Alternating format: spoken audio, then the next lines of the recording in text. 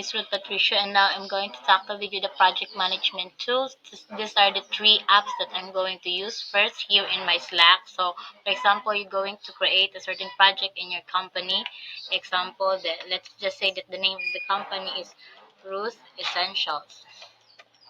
So just click this next button here, and then add photo if there's any photo in here. Let's just say that one, and then that one. Save. Let's just say that one, and then click the next. And then next one, if you have any email addresses or your coworker, okay, you add that one, and then click the next button.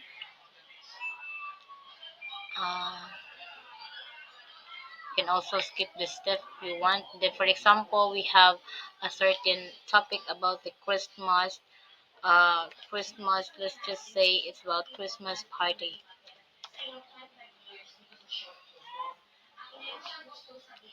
Uh, so we've created a Christmas party channel in here. After that, you're into the Christmas party channel. Here you can add your coworkers and also provide the information here, such as hello team. And then after that, you can search here, uh, mention someone, have a video clip, attachment or link, and then all the channels that you wanted to talk about, all the agenda that you're going to talk about this particular channel will all be in here.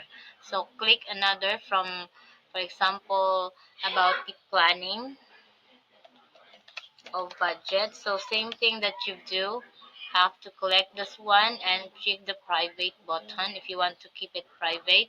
Add the email, then the same thing that what you do uh, from the uh, Christmas party. You have to designate all the information and add coworkers. So that's it.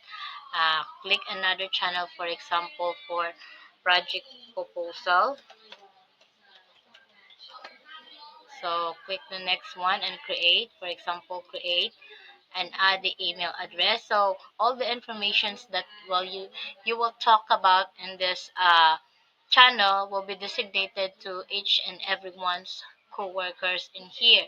So that's how it works in the using the Slack